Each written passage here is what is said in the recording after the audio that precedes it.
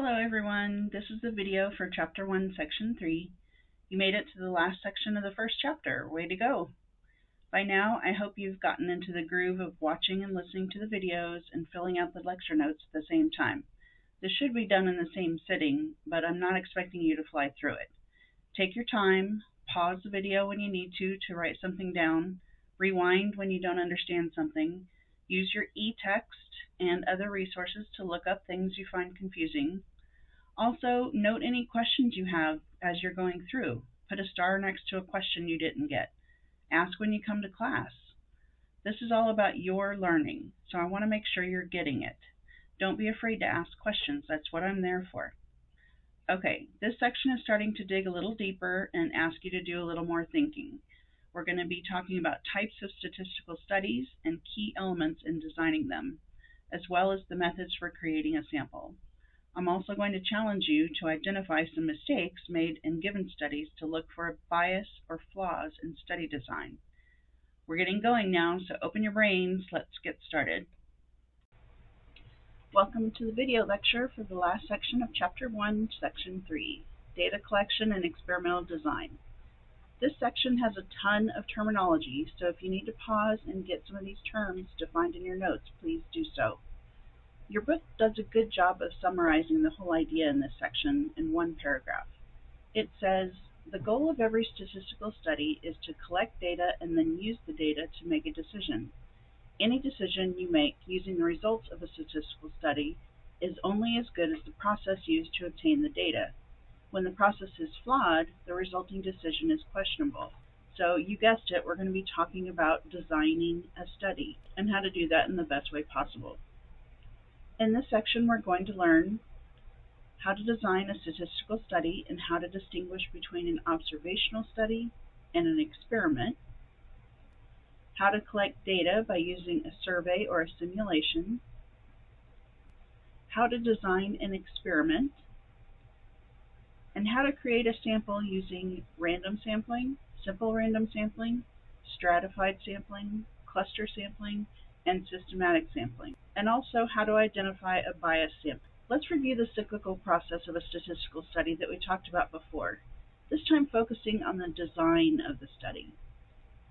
Step 1, identify the variables of interest or the focus in the population of the study. In other words, at the very beginning, we want to solidify who it is that we're studying and what it is about them that we're interested in observing or measuring, and what quality of interest is definable as a variable and also is measurable. Step 2, develop a detailed plan for collecting the data. We need to determine if our population is small enough to take a census, or if the population is too large for us to reasonably gather enough information that way. Then we'll need to take a sample, and that sample has to be representative of the population as possible. Step 3, collect the data. This is the physical collection process. In this video, we'll discuss several different options for how this can be accomplished. Step 4, describe the data using descriptive statistic techniques. Here we start organizing and analyzing the collected information. This involves all the calculations and graphical measures that fall under the umbrella of descriptive statistics. Step 5, interpret the data and make decisions about the population using inferential statistics. By this step, we start using inferential statistics to interpret the possible implications and significance of our results.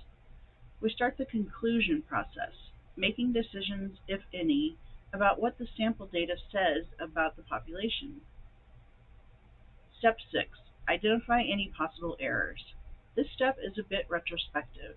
We take a step back and we try to identify any errors, misdirects, or bias within our study.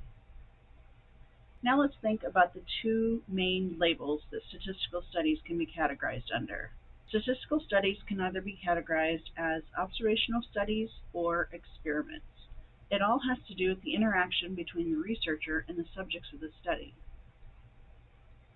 In an observational study, the researcher observes and measures characteristics of interest of a part of a population. This type of study is typically passive and does not involve much, if any, interaction between the researcher and the subjects of the study. Here's an example. Researchers measured the amount of time people spent doing various activities, such as paid work, childcare, and socializing. In an experiment, a researcher applies a treatment to a part of the population called a treatment group, and responses are observed. Another part of the population may be used as a control group in which no treatment is applied. The control group is often given a fake treatment called a placebo, which is made to look like the real treatment. The subjects in both groups are then observed and the results are analyzed. The tricky part is making sure that the two groups are as identical as possible so that an appropriate comparison can be made. The subjects in both groups are identified as experimental units. Here's an example. An experiment was performed in which overweight subjects were given the artificial sweetener sucralose to drink while a control group drank water. After performing a glucose test, researchers concluded that sucralose affects the glycemic and insulin responses in overweight people who do not normally consume artificial sweeteners. Okay, let's look at a few examples. We want to determine whether each study is an observational study or an experiment. Researchers studied the effect of vitamin D3 supplementation among patients with antibody deficiency or frequent respiratory tract infections. 70 patients received 4,000 IU of vitamin D3 daily for a year. Another group of 70 patients received a placebo daily for 1 year. Pause the video and decide if this study is an observational study or an experiment.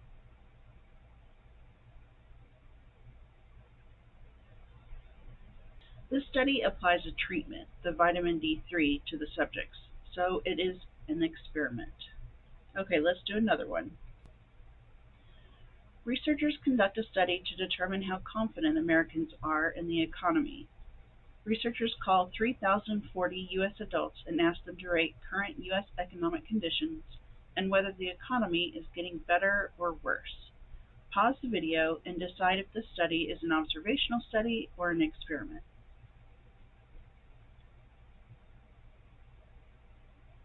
This study does not attempt to influence the responses of the subjects, so it is an observational study.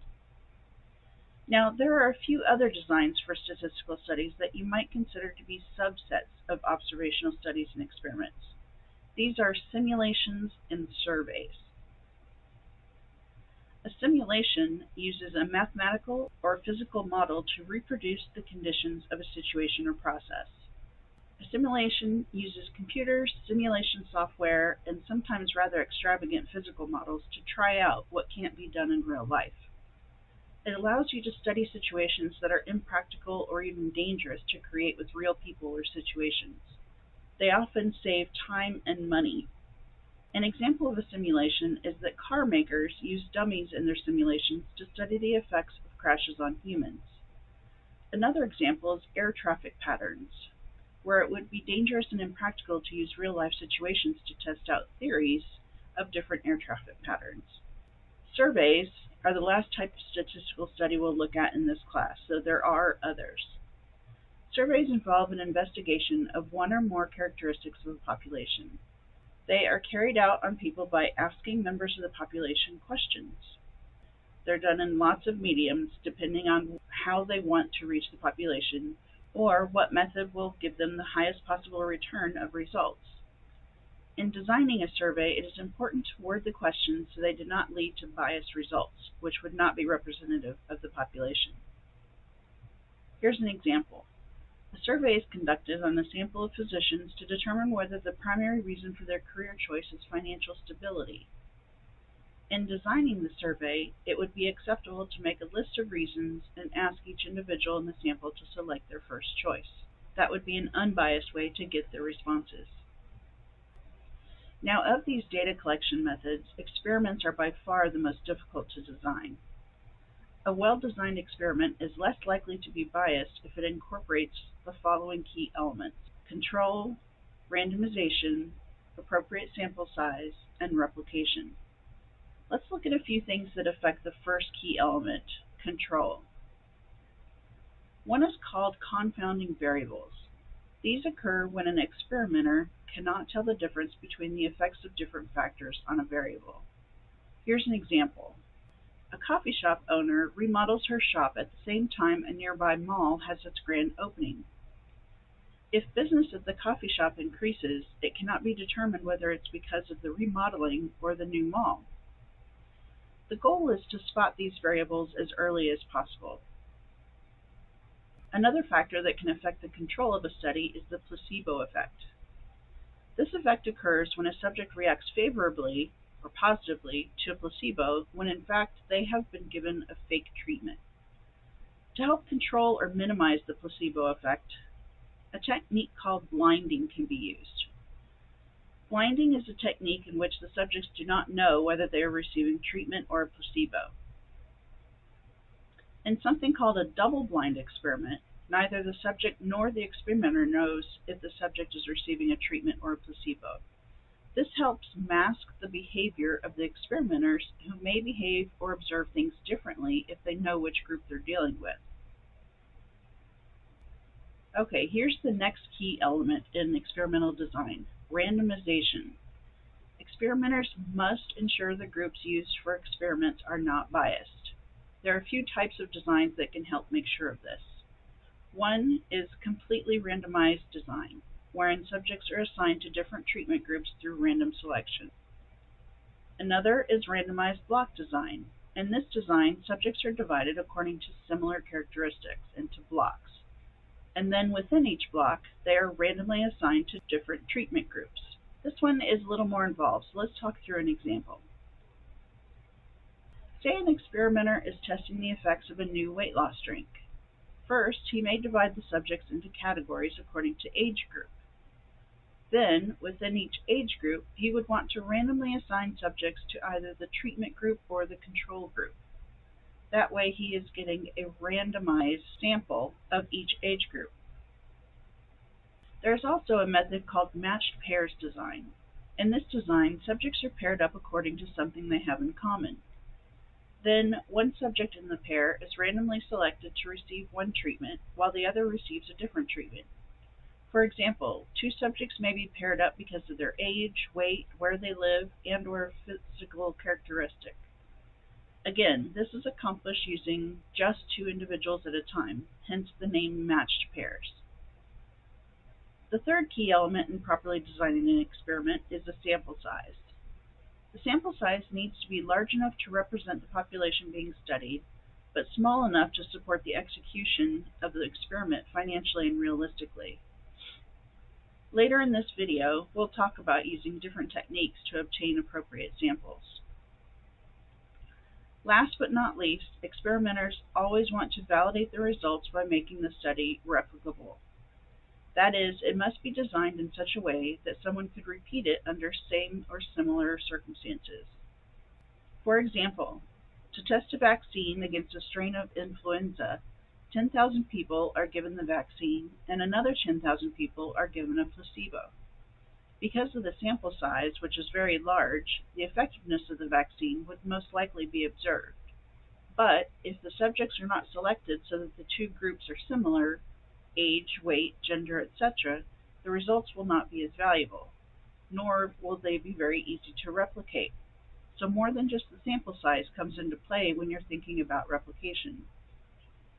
Now that we've talked about the four key elements of a well-designed experiment, control, randomization, sample size, and replication, let's practice analyzing an experiment. A company wants to test the effectiveness of a new gum developed to help people quit smoking. Identify a potential problem with the given experimental design and suggest a way to improve. The company identifies 10 adults who are heavy smokers. 5 of the subjects are given the new gum, and the other 5 subjects are given a placebo. After 2 months, the subjects are evaluated, and it is found that the 5 subjects using the new gum have quit smoking. Pause the video and think about how and why this study needs adjusted.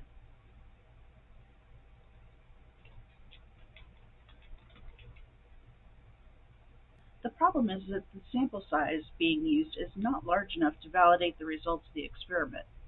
10 adults is not a large enough pool of subjects to get an idea of true, reliable results. This experiment should be replicated with a bigger sample size to improve validity. Let's try another one. The company identifies 1,000 adults who are heavy smokers. The subjects are divided into blocks according to gender. After 2 months, the female group has a significant number of subjects who have quit smoking. Pause the video and think about how and why this study needs adjusted.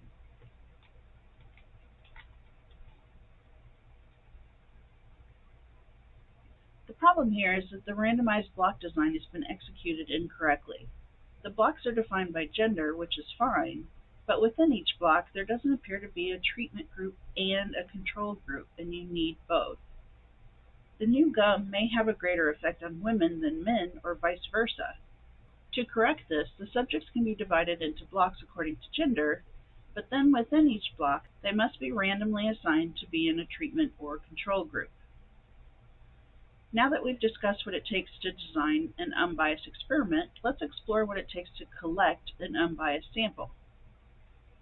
First of all, a census is a count or measure of an entire population, whereas a sampling is a count or measure of part of a population and is more commonly used for statistical studies. A biased sample is one that is not representative of the population from which it's drawn. And even with the best methods of sampling, a sampling error may occur. A sampling error is the difference between the results of a sample and those of the population. All the same, let's discuss some techniques used by statisticians to help keep a sample unbiased. Bear in mind there are lots of sampling techniques out there. We'll discuss the 6 methods in your textbook. The first method is called a random sample. Every single member of the population has an equal chance of being selected. But what if we're not trying to select individuals, but rather groups of people? Then a simple random sample is needed, one in which every possible sample of the same size has the same chance of being selected. Okay, how do we go about doing a simple random sample? You do this by assigning a number to each member of the population. Then a list of random numbers is generated using a random number table, which is created by a software program or a calculator. Then members of the population that correspond to these numbers become members of the sample. Okay, this can look a little strange, so let's do an example. There are 731 students currently enrolled in statistics at your school. You wish to perform a sample of 8 students to answer some survey questions. Select the students who will belong to the simple random sample. First, you would assign numbers 001 to 731 to each student taking statistics. You want to make sure that all numbers have the same number of digits. Once everyone has been assigned a number, then you're going to need a table of random numbers.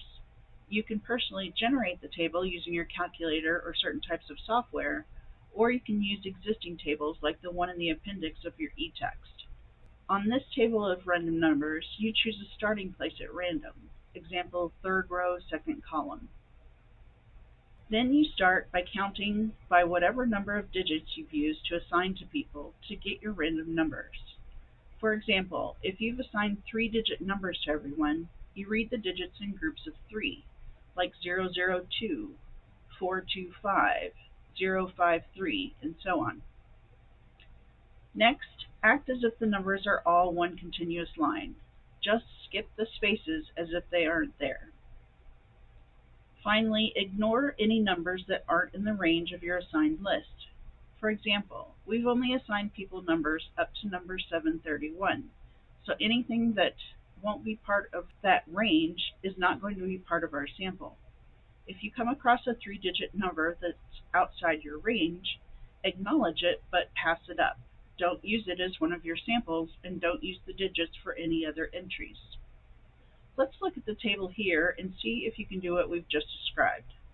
Start where the arrow is pointing and count up 8 3-digit numbers within the range 001 to 731. Pause the video to do this.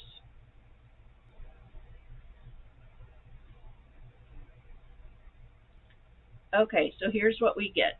The students assigned ID numbers 719, 662, 650, 004, 053, 589, 403 and 129 would make up that sample of 8 students we're looking for.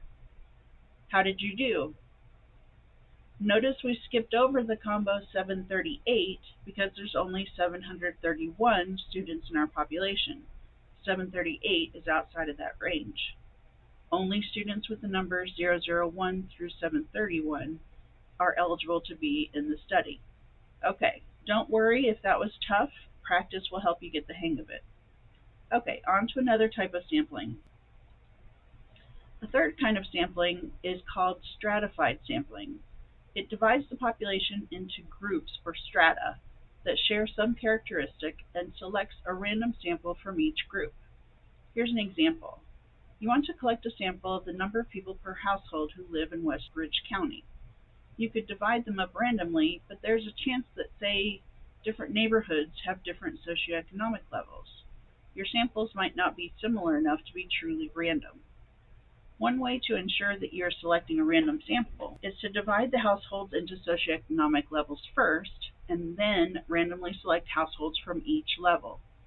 The houses selected from each strata are then collected together as one data set to make up the sample. Doing this, you can ensure that all socioeconomic levels are represented fairly and proportionately. Long story short, you want to use this method of sampling whenever it's important for the sample to have members from each segment of the population. Another sampling technique is called cluster sampling. A cluster sample divides the population into groups, clusters, that are all similar to each other, and then select all the members in one or more, but not all, of the clusters. An example would be, in the West Ridge County example, you could divide the households into clusters according to zip codes. Then select all the households in one or more, but not all, of the zip codes. Only use this method if all of the clusters have similar characteristics. Another sampling technique is called systematic sampling. Pick a number as your starting value, then you choose every kth member of the population. For example, in the West Ridge County example, you could assign a different number to each household, randomly choose a starting number, then select every 100th household. Last is the convenient sample. This name kind of speaks for itself. This is not the preferred method because it often leads to biased studies. It means that members of a population are chosen because they're easy to get to. Think of someone standing outside the entrance to a shopping mall. That type of study won't reflect the opinions of the general population. They'll just reflect those of patrons who frequently visit that section of the mall. Let's do a couple of examples. You are doing a study to determine the opinion of students at your school regarding stem cell research. Identify the sampling technique used. You divide the student population with respect to majors and randomly select and question some students in each major. Pause the video for a moment and think about which sampling technique was used for this study. Simple random sampling, stratified, cluster, systematic, or convenient sampling.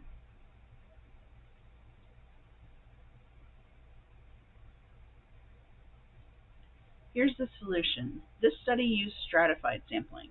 The students are divided into strata, majors, and a sample is selected from each major. Okay, let's try another. You assign each student a number and generate random numbers. You then question each student whose number is randomly selected. Pause the video for a moment and think.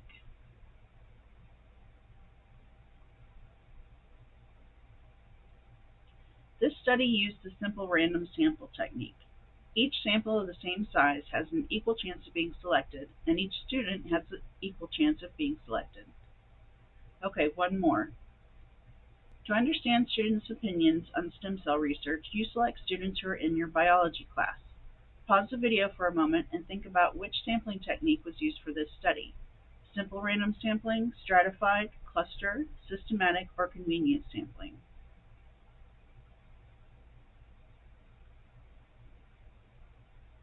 And the solution for this one? Because the sample is taken from students that are readily available, this is a convenient sample. The sample may be biased because biology students may be more familiar with stem cell research than other students and may have stronger opinions. Okay, a lot of information was jammed into this last section of Chapter 1, especially terminology. So feel free to rewind this and re-listen to anything you had trouble with. Also, I am always available if you have questions.